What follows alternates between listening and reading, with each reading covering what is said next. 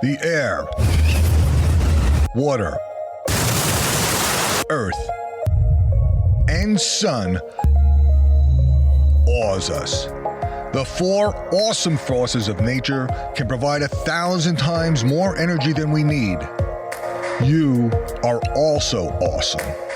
You and me and all Earthkind are the fifth element.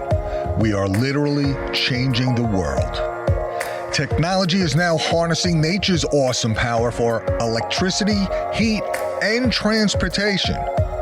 And the best news is that the clean energy transition can save us money and create a more prosperous, just, beautiful, and sustainable civilization today.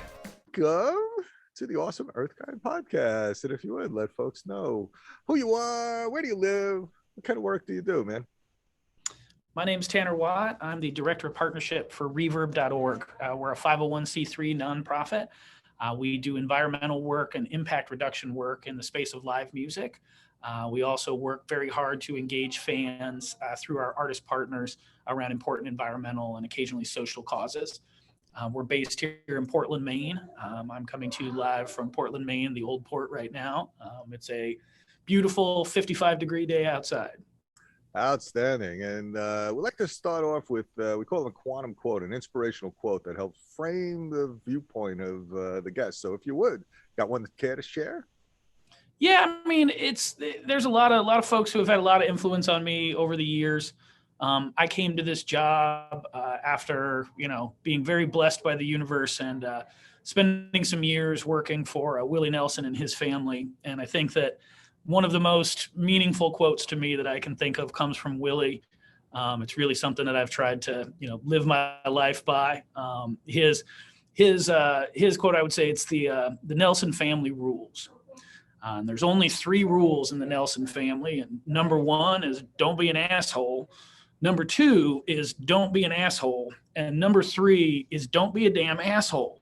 And I've pretty much taken that advice to heart and tried to live my life and be as kind and friendly as I can to every person that I can. And it has definitely paid back dividends. So I'm very thankful to have gotten that advice early and put it into practice as much as I can.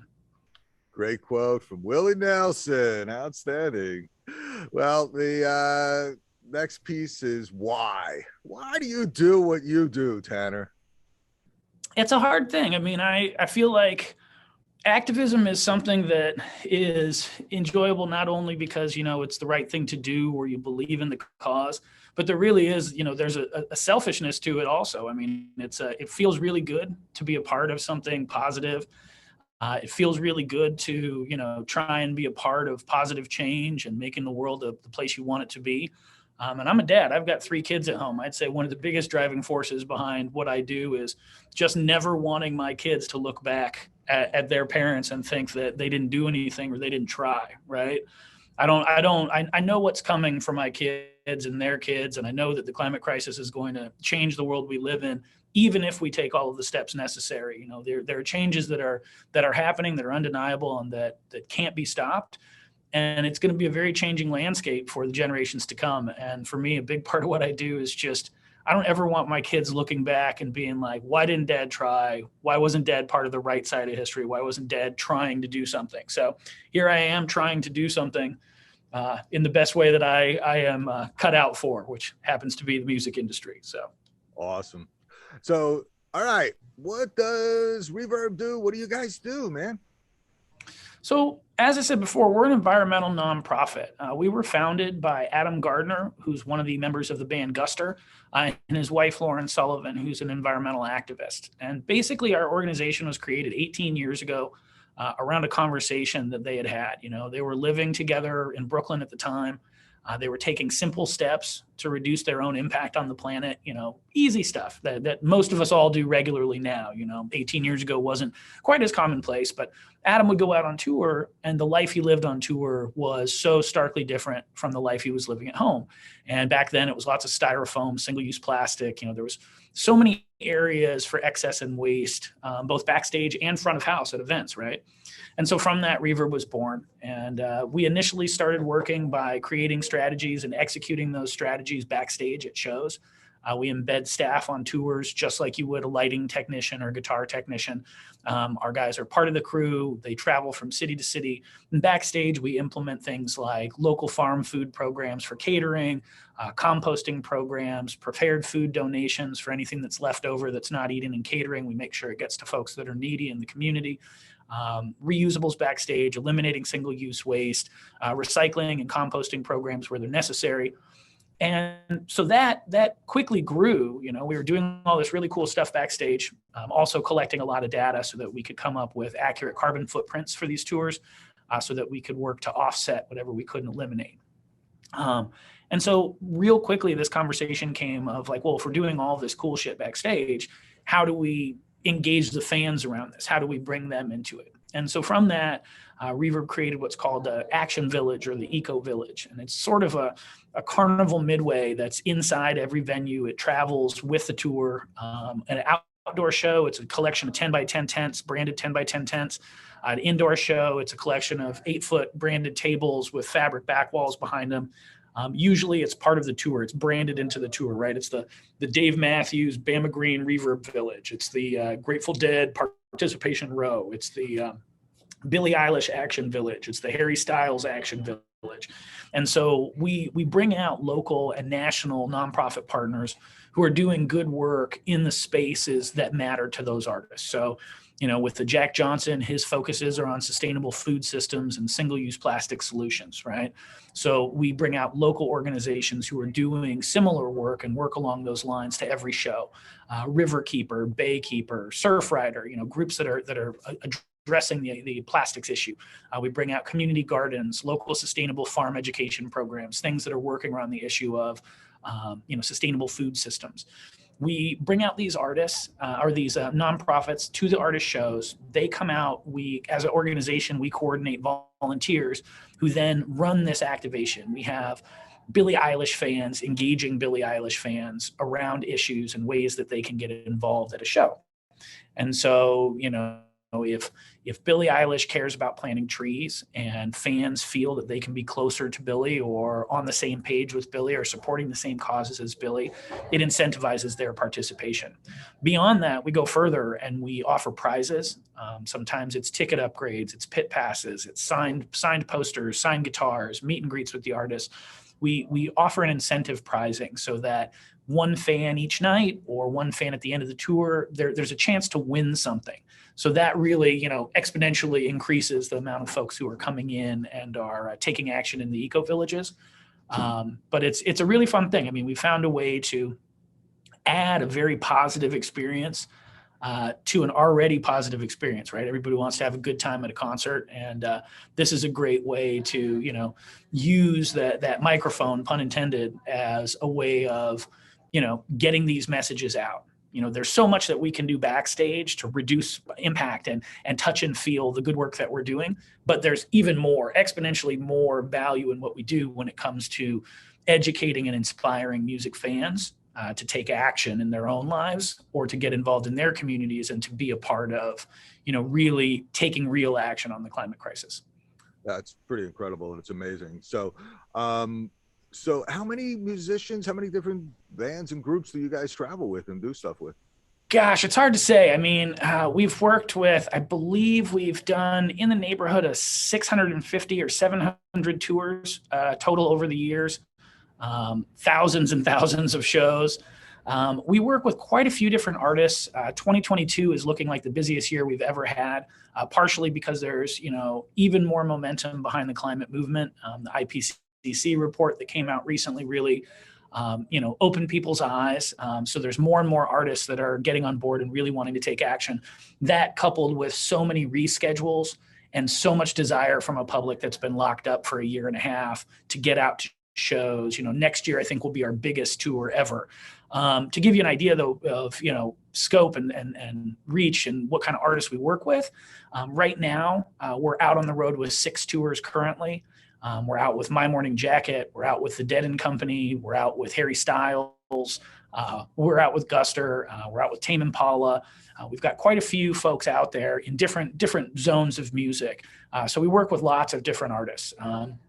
When we first started out, we were working with a lot of Guster's contemporaries, Bare Naked Ladies, John Mayer, Dave Matthews Band, Maroon 5. We've kept all of those relationships. We still work with John Mayer. We still work with Maroon 5. We've worked with the Dave Matthews Band now, I think, for 16, 17 years. So we work with the usual suspects, the Jack Johnson, Fish, the bands that you might expect are active in the climate crisis and are aware of these issues. And then we work with lots of young, more pop-facing artists. We work with Pink, we work with Maroon 5, Harry Styles, Billie Eilish, Shawn Mendes, Tame Impala. We're doing some really cool work with Wilco and Sleater Kinney. I mean, there's a whole host of artists, hip hop artists like Earth Gang. I mean, we've got a lot of great folks that are really getting engaged. And through that, we can engage even more fans. And different types of fans, right? After 16 years with the Dave Matthews Band, our fans are always excited to see us, but most of them are already on our team. If we can get in front of new audiences, hip hop audiences, country audiences, those sorts of things, then we get a chance to engage fans that may not have been given these messages before, and maybe we can win some hearts and minds, Outstanding. So the biggest issue that you see right now on the table, what are you guys working on? I mean, it's tough. I think that, most immediately, let's be honest, there's lots of issues that are crucial and all on the table. I feel like, over the last 2.5 years, issues like equality, issues like systemic racial injustice, those issues have really come to the surface and are absolutely, I feel like issues of equality, issues of systemic racism, and the climate crisis are the three most important issues that are facing us as a planet. And I feel like none of them can be solved without all of them being solved. Inequity in the space of activism is a real thing. The idea that, environmentalism, the idea of stewarding outdoor spaces has a very, very white, very well-to-do, very rich history. People who could afford to buy and protect lands, people who could afford to spend time enjoying the great outdoors. And the reality is, from the beginning, and even more today, communities of color, low-income communities, redline communities, BIPOC communities are the communities that suffer the worst because of the climate crisis. That's where factories are built. That's where pollution happens. That's where the air quality is the worst. And folks who have more don't experience nearly as much of that, impact in their face. So there are real issues with injustice and inequality when it comes to the climate movement in itself. So I feel like those three issues are the biggest that are facing us. When it comes to immediacy and things that we can do, the most immediate thing I think that's on the table right now is passing the Build Back Better Act. The Build Back Better Act has the largest piece of climate legislation that's ever been proposed in the history of our country. That act, that single bill, would be able to put us on track to meeting and even exceeding our Paris Agreement goals, which is hugely important. It's actually necessary if we want life on this planet to continue the way that we're used to, or somewhat used to. So that act, I think, right now is the biggest issue on the table that people can take action on. REVERB, through our partnership in the Music Climate Revolution campaign that we created as well, and a bunch of other great, amazing individuals and organizations, Global Citizen, Climate Power US, David Fenton, Rick Farman, Annie Farman, Joe Killian. There's a lot of great folks came together about a week and a half ago and really said, okay, we need to do something to get folks looking at this bill and to let Congress and the Senate know that we need to pass this, and we need to pass it intact with the climate portion still attached. So we all got together and we worked on a campaign called CodeRed Climate, or CodeRed Congress. And for a whole day on the 22nd of September, we basically flooded social media through our artist partners, through actors, through influencers. We had everybody from, the Dave Matthews Band and Billie Eilish and Radiohead and the Foo Fighters and Pearl Jam to Mark Ruffalo and Leonardo DiCaprio and President Clinton and Hillary Clinton and so many great people, Jane Fonda, and on and on and on, came out, gave up their social media and put up this big red exclamation point and directed fans towards a website called CodeRed Congress. It's coderedcongress.com. I'd encourage anyone to check it out until they actually vote on the bill. It still works. It's a simple place where you can put in your zip code, and it will prompt a way for you to send a letter directly to your congressperson and your senators. That in itself, I think, is the biggest thing we can do immediately, is keep the folks in charge working in the right direction, and get this bill passed. In a less tangible, like real what's on the table voting wise, I think that there's a lot that we can all do. But it's not always the things that you would think, right? It's great that we all, recycle. It's great that we reduce the amount of meat in our diets. All of those things are important. But the reality is, when you really look at the impact on the planet and the climate crisis, what we're up against isn't going to be solved by you and I recycling, or you and I switching to impossible meat instead of beef, right? That's a good step in the right direction. But the reality is that, about 100 companies in the world are responsible for more than half of the carbon in the atmosphere. Our financial industry continues to invest billions and billions and billions of dollars in the industries that are destroying our planet.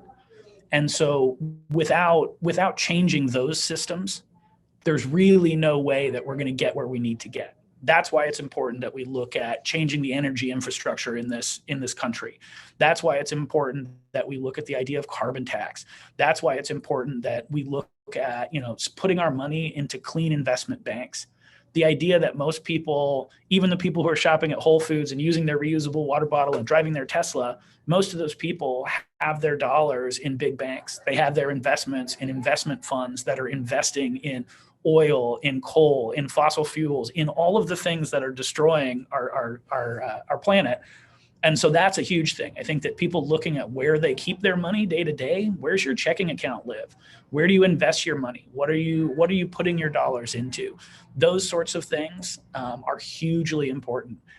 Registering to vote and getting out and being a part of the conversation and understanding the leaders that we're electing and where they stand on these issues, that's also crucially important. So I feel like, do what you can, buy organic, less plastic waste, recycle, all of those things are important. And I commend everyone for doing it. I also want to put up a red flag and say it's not enough, and that we really need to start looking at other ways that we can take positive action. And that's by changing infrastructure, changing industry, and, just like a dirty diaper, and for the same reasons, changing politicians.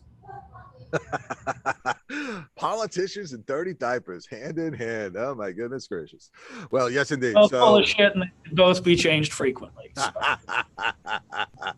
Well, since you've gone through 3 kids, firsthand, as absolutely parents do. Absolutely. 3 kids and plenty of politicians. So excellent point. And folks, CodeRed Climate, CodeRed Congress, excellent source, hashtag. And as we've said before, and we'll say it again, every time you pick up the phone or write a letter or make a contact, your elected representative looks at that opinion representing 1,000 people. So every time you act, it's as though you're impacting 1,000 times more than just you. So Connor's absolutely right. Do everything you can individually, do what you can on a personal level, on a family level, but then go beyond that on congressional and political level. Just find out where your representatives stand and urge them to do the right thing with this bill. It's the largest climate bill ever, and it will be the turning point that can absolutely make the difference and put us on a whole different direction. And then, we've also covered, previously, a lot of folks have no idea that what their bank is doing with their money, where we have our money, where our investments are going. So take a look at that and make it really clear where you want your money and what type of things you want to be supporting. And no doubt that that's critical and crucial. And there's also, depending upon who you work with, there's a way for your employer to have a tremendous influence as well. And whether you're self-employed or work for some larger company, that business voice can have a dramatic impact too. And think about how you might be able to influence your employer and those who can speak up. And there's lots of different great organizations out there doing good stuff where businesses are standing up, doing the right things, making stuff happen, and we all need to be part of the solution. So absolutely, man. Thank you, Tanner. And musicians. So I love the fact, music touches every aspect of our life. It's so inspiring. And so I'm sure, you've encountered a couple challenges if you've been doing this. So what kind of challenges have you encountered? What have you learned? And what are you doing differently now that you used to do? Gosh, I think that, challenges wise, I think that the scope of live music has really changed a lot. In the 10 years that I've been with REVERB, it's changed quite a bit. In the 18 years that REVERB's been around, it's even more. Ideas like when I first came to REVERB, trying to get venues to allow us to set up free filtered drinking water stations for fans, that was a huge fight. People were worried about concessions losing dollars, losing revenue streams. And it was a real fight. We had some venues that were very supportive from the beginning and other venues that took some convincing. But then we saw over the years, now it's almost unseen to go to a live music event that doesn't have free filtered drinking water stations that are fan facing. Maybe not at the level that they could use, but they're there. It's both a health and safety issue. And it's also something that promotes people using reusables and not creating so much single-use waste. So I think that that's one of the great things we've seen change. We've seen, Live Nation add sustainably raised meats to all of their menus at all of their venues across the country.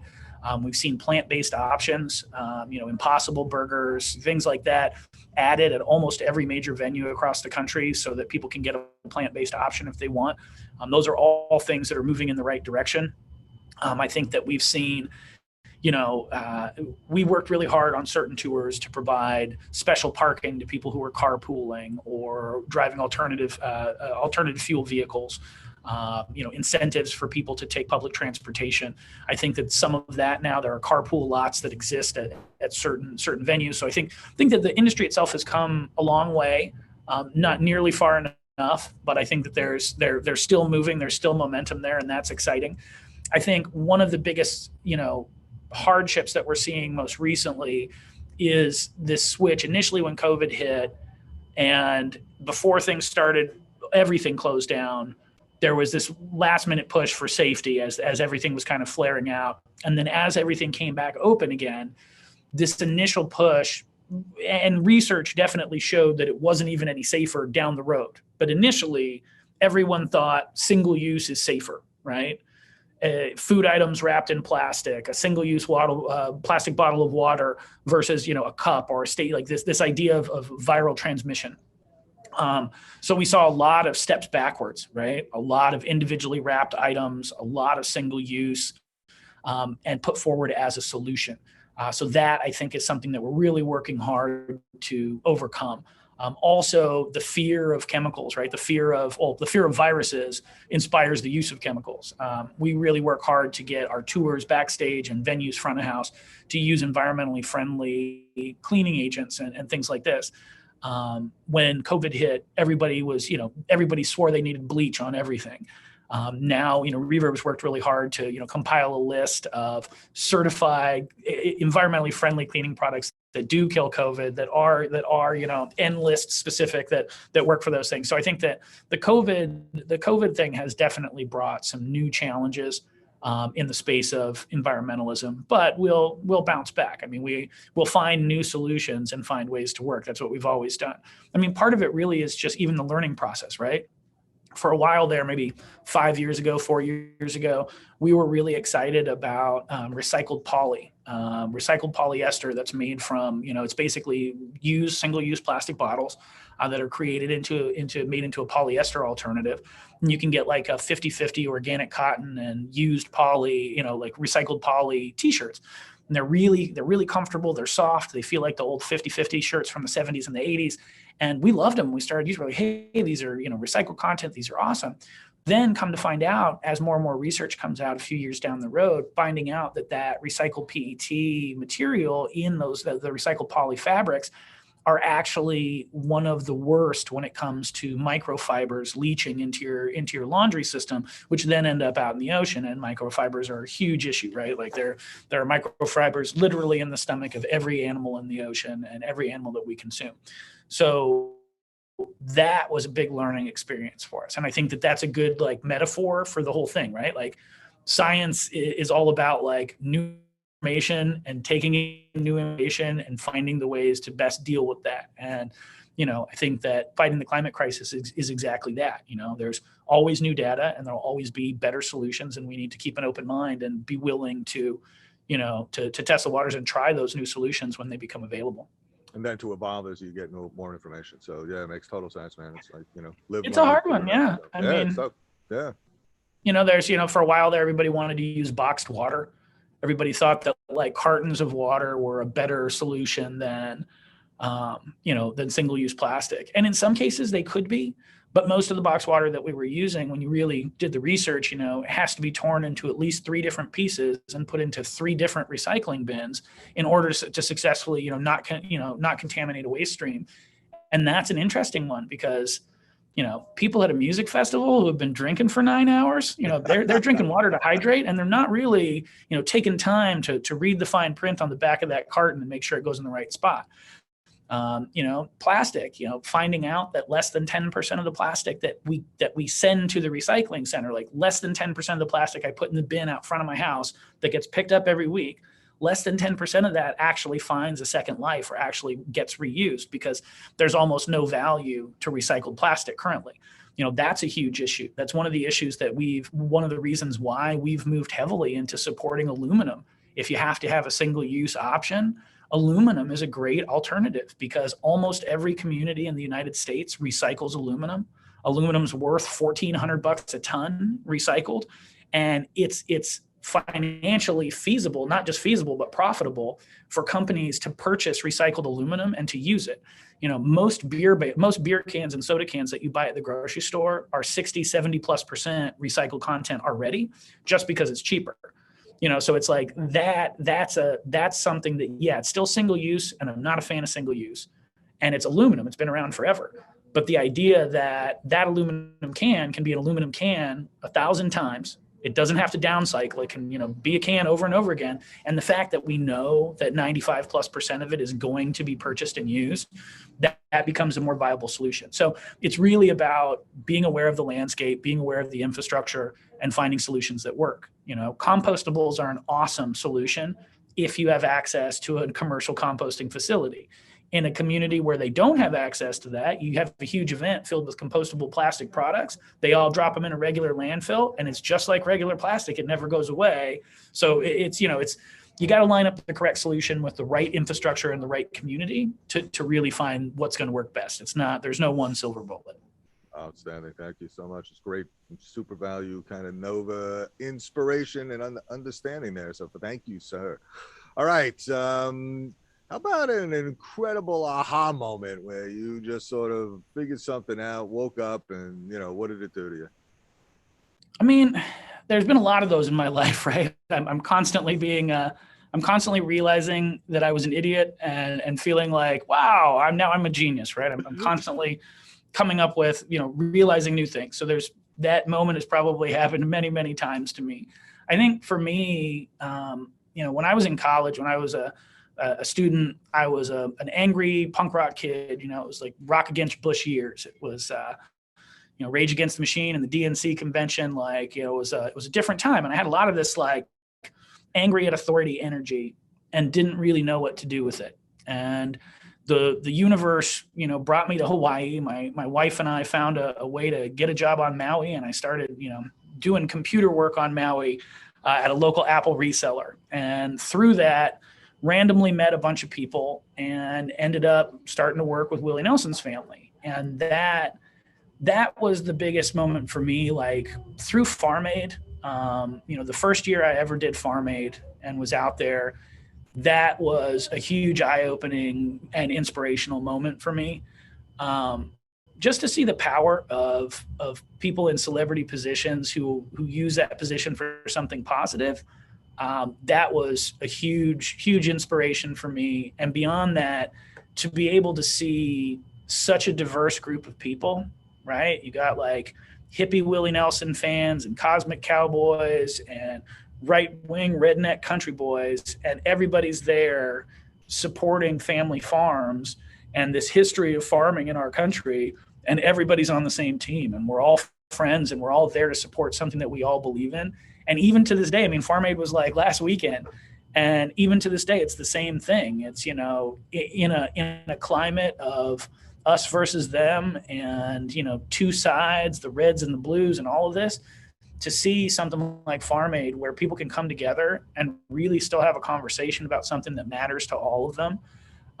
It's inspirational to me. It was the thing that really put me down the road of like, okay, how can I work to convince people who are famous or who have that reach, that fan base, that, you know, that many people listening and watching, to use that platform for something positive. And, you know, Willie did it. He's done it 1,000 times in 1,000 ways. But the Farm Aid, the first year that I ever experienced Farm Aid, and their team, I mean, you know, Carolyn Mugar and Glenda Yoder and the rest of the team at Farm Aid are absolutely amazing people.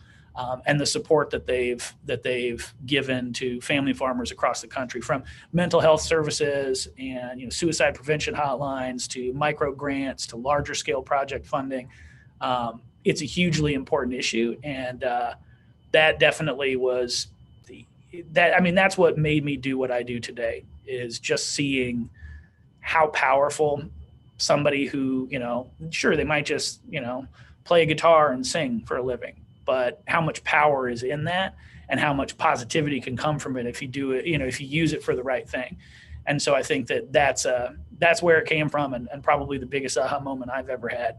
And then it's like the nuances of that, you know, finding ways to do it in a way that doesn't, you know, doesn't disrupt the artist's art, where you're not asking an artist to change their creativity. You're not asking them to do something that's outside of what they do, but finding ways to work with that thing they've created to use it for positive stuff, you know? Yeah, incredible. Fantastic. And, you know, one of the most amazing things that you said was that, you know, you have people on all different sides of an issue coming together, enjoying an experience, and then actually talking to each other and not hating each other's guts, which just seems to be the task of the day, right? So amazing. Yeah. Higher ground. Yeah, really incredible. Thanks, Anna. All right, we're going to enter into the Pulsar Round. Other people call it the lightning round, but here it's the Pulsar Round, where we're going to ask you a series of questions and looking for your short, succinct, amazing, and mind-blowing answers. Are you ready, sir? Indeed. There we go. Best advice you've ever received? Just smile and nod. Just smile and nod. Love it. When somebody's saying something that you know is wrong or you know is ridiculous, in many cases it's much better to just smile and nod than it is to engage. You know, lots of great quotes about arguing with the insane, but smile and nod, probably the single best advice I've ever been given. Love it. Smile and nod. All right. What are your personal habits that contributes to your success, sir? Gosh, I try to be a good listener, and I also try to never be afraid to talk. When I've got something to say, I tend to say it, for good or for bad. I don't have the best filter, as you can probably tell, but I think that for me to stay true to me, I tell it like it is, and most of the time people appreciate it. Most of the time. Absolutely. Well, you know, there's those that always have some issue with everybody. So, but that's wonderful. Excellent. All right. An internet resource you'd like to share with folks? Gosh, I mean, right now, CodeRedCongress.com. Go send a message to your congressperson, to your senator, tell them we need to pass the Build Back Better Act. You know, it doesn't have a big price tag. $3.5 trillion sounds scary, but it's all coming out of rich people's pockets. This is something that our country can afford. You know, this is something, you know, we gave twice as much away to 100 or 200 billionaires when Trump was president. This is our chance to do something that will impact positively, you know, the entire nation, all of us, and hopefully make the future a better place for our kids. So CodeRed Congress, go send a letter, please. Excellent. CodeRed Congress. And again, yeah, your point is very well taken. This bill, even though it sounds like a huge number, is actually less than half of what we gave away under the previous administration. Absolutely. So we get that money from folks who can absolutely afford it. And you know what? It's critical to our survival. And it's an investment. It's going to return its weight in gold many times over with jobs and expanded economy. 100%. If you can afford to build a rocket ship for fun, you can afford to pay a little more to make this country what it needs to be for our kids and our grandkids. Yeah, and it's still unconscionable that the richest people in the country pay less of a tax rate than the poorest of us, the most hardworking Americans do. So those are the people we're talking about taxing. We're talking about, you know, rocket ship rich. Yep. We're talking about yachts with helicopters on them rich. Those folks, and you know, just a matter of them paying their fair share and stepping up and helping to make things change. So, yep, absolutely. And knock on wood, hopefully we'll get there. Absolutely. Especially if everyone picks up the phone today, right now, and makes that call or writes that letter and sends that note. So there we go. All right. Book you'd recommend? Gosh, there's a lot of them. So many great books out there. The most recent one, I would say I'm absolutely was blown away by the memoir Crying in H Mart. Crying in H Mart is absolutely amazing and would recommend it to anyone. One of my favorite artists, Japanese Breakfast. She is also an amazing author. It's a story that talks about her heritage, her Korean American heritage, and the connection to food and life and loss and love, and absolutely just a wonderful, wonderful book. Excellent. Thank you so much. All right. You had a magic wand and you could change one thing for everybody in the world. What would it be? That's a tricky question, right? Yeah. Like, I think that if I could change one thing for every person in the world, I think it would be to open hearts and ears, man. Just to give people a little bit more empathy or a little bit more understanding when it comes to trying to see things through other people's eyes. I think that would go a real long way.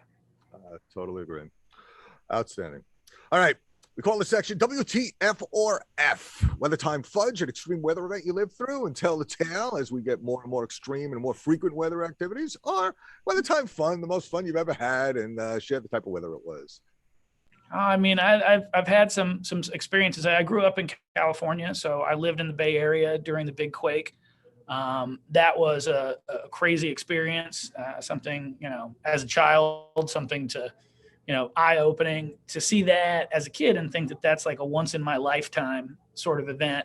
And then growing up to see it happen so many more times in so many other places, and to see these weather events, tsunamis and, fires and hurricanes happening more and more and more. That I think is the craziest thing to me. I mean, as a kid, there was the earthquake. I've been through a couple of tornadoes on music tours, had to go into tornado shelters and seen tornadoes, touch down nearby. That's an amazing thing to witness. Spent some time in Louisiana after Katrina, doing some volunteer work. And that was a very, very eye-opening experience, I think, on a lot of levels, both from an extreme weather perspective and, injustice and corrupt infrastructure perspective as well.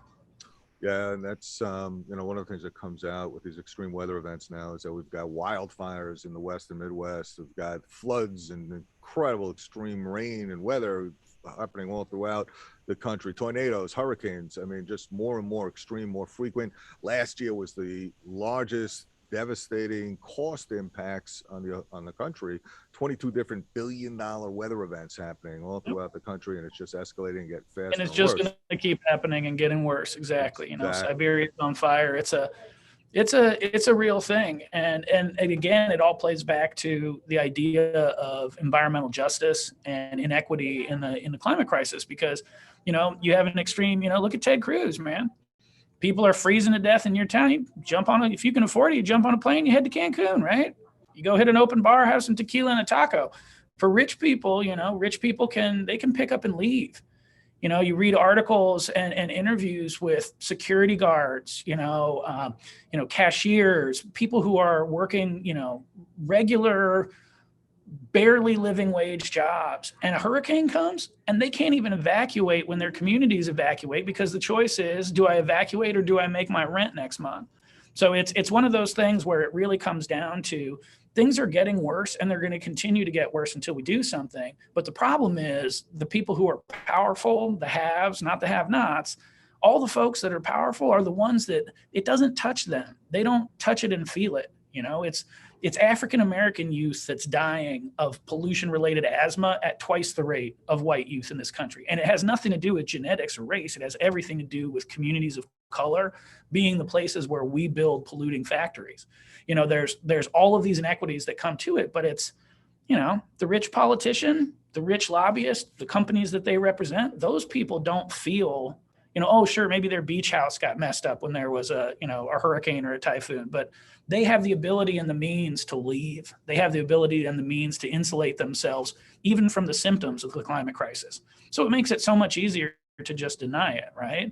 if I can pay my way into a neighborhood that's full of trees, and has clean air, and it feels like it's a beautiful day every day here, that's a very comfortable hole to put my head in, and if I'm rich enough, it doesn't feel like climate change is real to me because I don't have to feel it. I don't have to deal with it. But most people in this country and people all over this planet have to, and will include, will continue to have to, and in worse ways and in bigger ways. So it's one of those things, man, where we really have to find a way to work together on this and to start recognizing that those with the least in this country and globally, those with the least are carrying the biggest weight of the climate crisis. They're the ones who are feeling the effects of the climate crisis.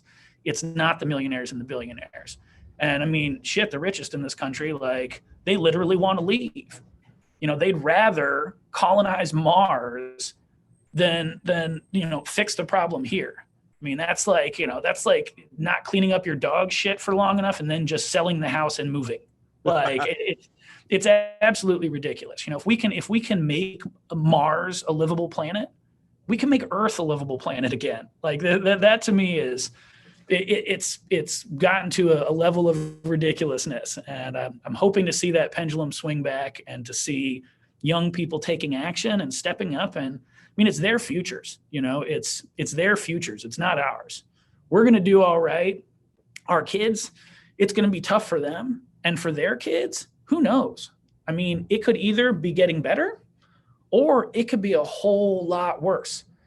But so many people just. I don't know if it's selfishness. I don't know if it's just easier to deny it, but so many people would rather just pretend, that I guess it's easier to pretend a lie is true than to accept the truth in some cases. Yeah, for sure. And it's always tough to change, especially when it has impacts on you in whatever various different ways, and you don't know what the future is going to bring. So just look at people wearing masks. I mean, people, a lot of people in this country aren't even willing to put a thin piece of cloth over their face to save the lives of other Americans or to protect somebody's relative who is, immunocompromised. So if we can't ask you to even, cover your face to help humanity, it's hard to believe that we could ask you to do, things that might actually truly be inconvenient.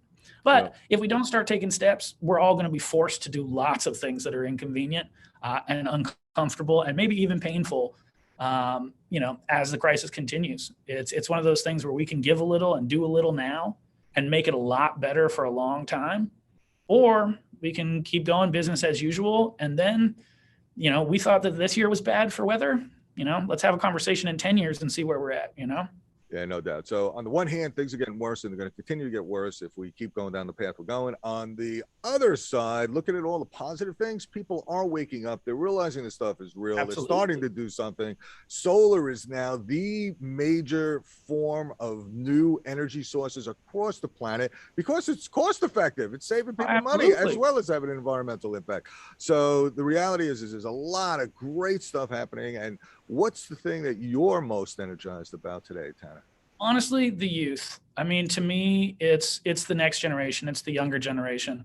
I've never seen more intelligent, more active, more excited young people than I have in the last few years. And I mean, yeah, there's an element of young people that might be going the wrong direction, but the vast majority feels like they're going in the right direction. And, if nothing else, if just, time and age, I feel like things will get better because the people who are demanding it, they're getting older. They're becoming more powerful. They're, getting into positions of power, and hopefully over time, that's really going to change. There's too much old thinking. There's for too long, it's been one very, very narrow segment of society that has dictated everything for everyone. And now you've got a much more open-minded and engaged and enraged in some cases, young generation. And it's exciting to see them, stepping up and doing things. Seeing young artists like Billie Eilish and folks that we work with really using their position to, make real change. That's what's exciting to me. I mean, the fact that, Billie made a deal with one of the oldest fashion houses in fashion, that if she wore their dress to the Met Gala, that they would never use fur in their designs again. And they agreed.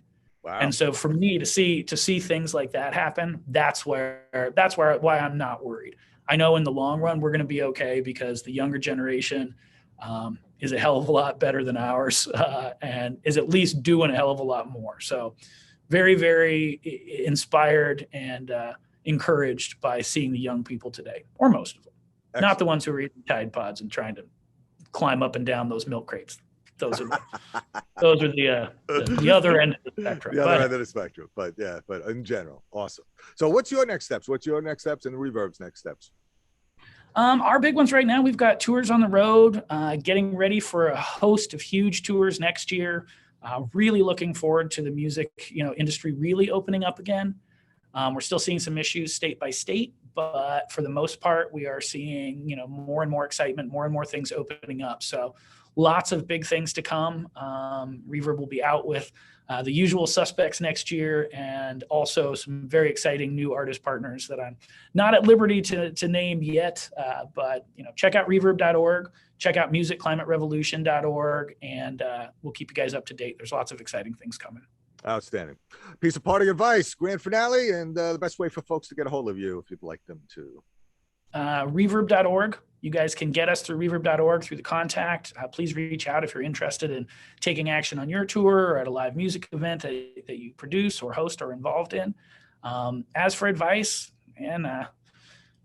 keep an open mind, listen a lot, talk when you have to. Don't be afraid to speak your mind. I don't know, just get up and do something, right? Like, be a part of change, man. Just do something. There's so much to be done. We can all find ways to get involved, whether it's, in our community, in our own backyard, or on a bigger national or global scale. But get involved, CodeRedCongress.com, CodeRedCongress.com. Please check it out if you haven't. Send a message. They need to hear it from us. So I thank you. Excellent. Anything you wanted to cover that we missed? I don't think so. I think that's about it, man. It's been a wonderful time talking to you. Excellent. Thank you so much, Tanner Watt from reverb.org. Have a great day. Thank you for joining us today, awesome Earthkind people. Do you want to increase your climate impact by a factor of 1,000? Then pick up your phone today and call your United States congressional representative and both your U.S. senators and ask them to support the federal Build Back Better bill. Build Back Better will create the largest climate protection action in American history. Because so few people take the time and make the effort, our elected representatives interpret the opinion of everyone who calls or writes as representing the views of 1,000 other citizens. Congress will vote on the Build Back Better bill that aims to get our country to 80% pollution-free electricity by 2030 and cut climate pollution 100% by 2050. The Build Back Better bill provides tax incentives for solar, wind, energy efficiency, electric cars, charging stations, and more. And it will finally cut the subsidies for fossil fuels. It will also drive major investments into communities that have been disproportionately hit by environmental injustice. When you make the calls, spread the word via social media by posting images of a large red exclamation point using the hashtags CodeRedClimate and CodeRed Congress. You'll be joining some of your favorite musicians and celebrities, including the Dave Matthews Band, Dead and Companies, Billie Eilish, Melissa Eldridge, Phineas, Maroon 5, Brittany Howard, John Baptiste, Alex Benjamin, Leonardo DiCaprio, Jane Fonda, Mark Ruffalo, Damien and Stephen Marley, Group Love, Huey Lewis and the News, and many more. When the Build Back Better bill passes, the United States can enter the global climate negotiations on November 1st, with America setting out to cut climate pollution 100% by 2050 and be able to encourage other nations to do the same. If not you, then who? The time is now. Act now. Pick up the phone, call your congressional representatives and U.S. senators, and help create a better future for our children and all the 7 billion Earth-kind people on the planet.